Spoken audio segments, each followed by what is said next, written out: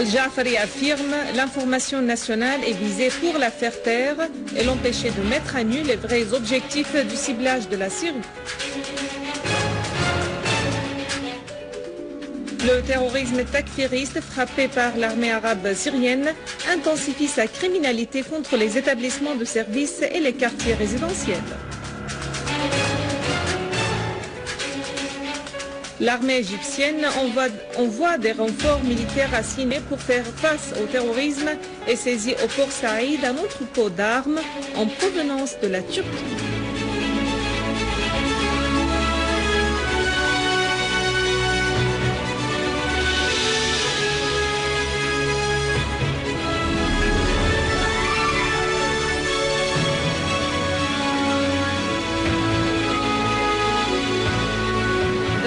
Bonjour.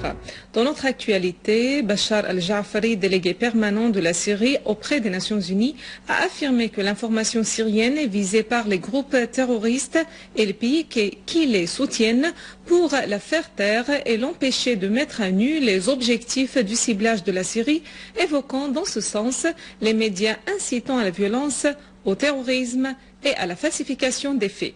Dans une intervention lors d'une séance tenue par le Conseil de sécurité pour débattre de la situation des civils et des journalistes dans les conflits armés, Al-Ja'fari a estimé qu'on avait perdu le politologue Mohamed Dirar Jammo qui a été assassiné par un groupe terroriste armé qui reçoit les armes et les fonds par les mêmes partis, pays et gouvernements qui appuient les groupes terroristes en Syrie.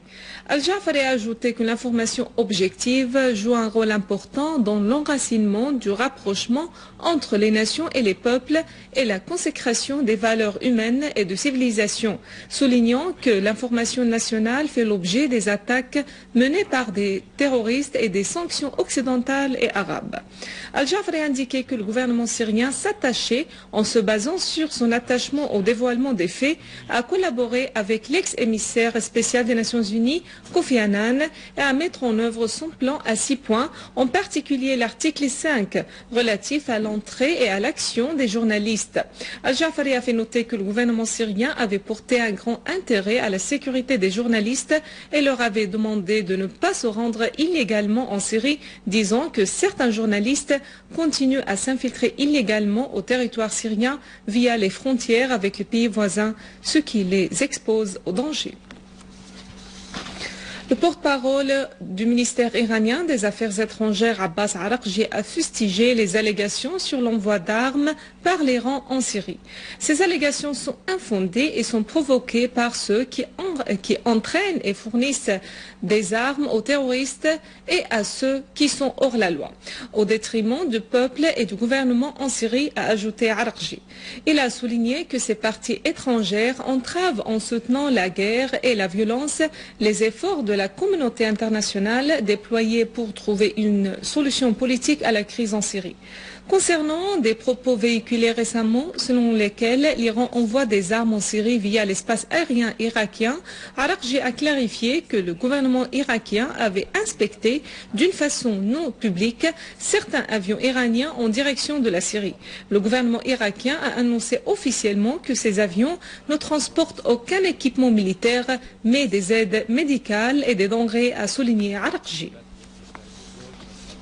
Toujours en Iran, le commandant en chef des forces terrestres de l'armée iranienne, le général Ahmad Rida Bordestan, a annoncé que de nouveaux appareils de simulation et des navires innovés de transport des troupes ont été mis au point. Il a aussi fait état du développement des missiles de type Nazirat du côté de précision et de portée. Le général Bordestan a annoncé l'accomplissement des préparatifs pour l'organisation des manœuvres des forces blindées et des canons au sud-est du pays. Dans le même contexte, le président de l'Organisation de la défense civile, le général Ghulam Rida Jalili, a fait savoir que l'organisation fera pendant les mois à venir des manœuvres pour faire face à la pollution nucléaire et aux dangers dans ce domaine, et ceci pour lever le niveau de la disposition de la défense civile.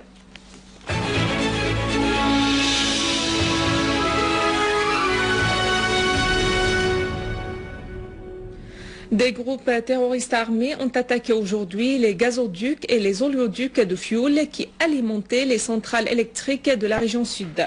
Dans une déclaration, le ministre de l'électricité Imad Khamis a souligné que cette attaque terroriste avait causé le dysfonctionnement total des centrales électriques et la rupture de l'électricité dans le gouvernorat de Daraa, de Souaïda, de Quneitira, de Damas et de sa banlieue. Khamis a souligné que le ministère avait pu assurer environ 20% des besoins en électricité de la région sud en attendant la réhabilitation des oléoducs.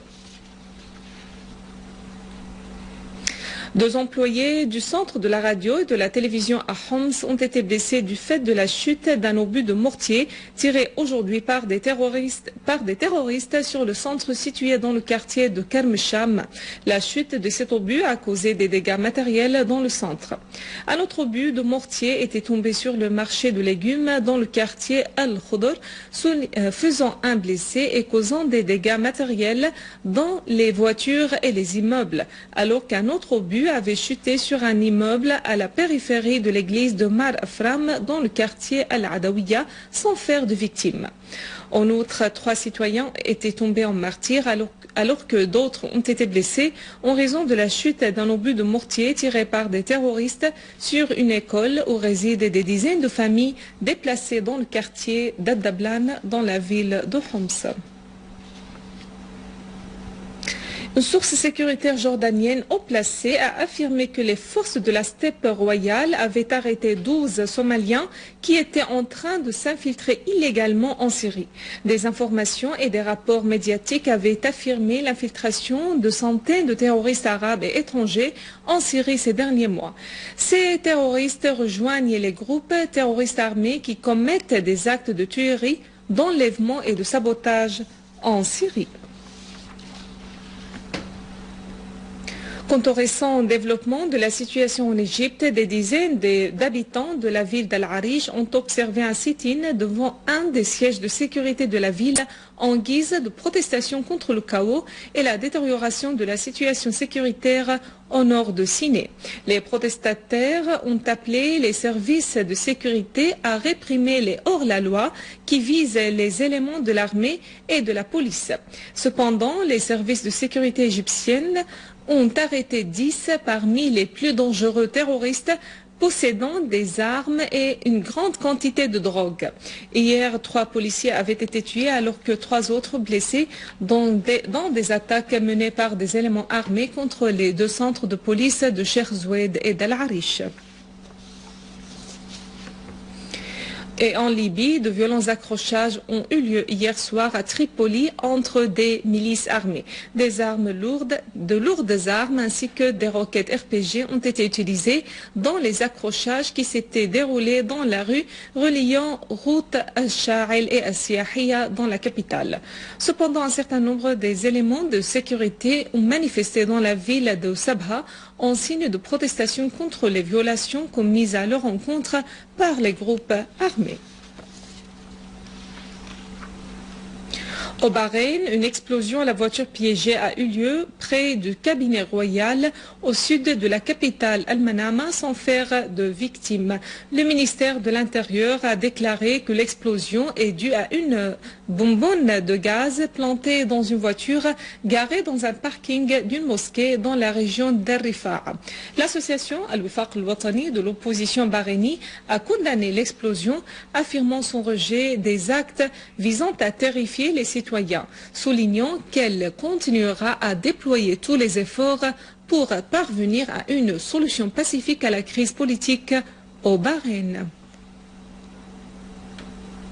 Avant de clore ce journal, un rappel des principaux titres. Al-Ja'fari affirme l'information nationale est visée pour la faire taire et l'empêcher de mettre à nu les vrais objectifs du ciblage de la Syrie. Le terrorisme takfiriste frappé par l'armée arabe syrienne intensifie sa criminalité contre les établissements de services et les quartiers résidentiels. L'armée égyptienne envoie des renforts militaires à Siné pour faire face au terrorisme et saisit au port Saïd un entrepôt d'armes en provenance de la Turquie. Mesdames et messieurs, c'est la fin de notre édition. Pour la revoir, visitez notre site web syrienonline.sy. Merci à vous, merci à toute l'équipe. Au revoir.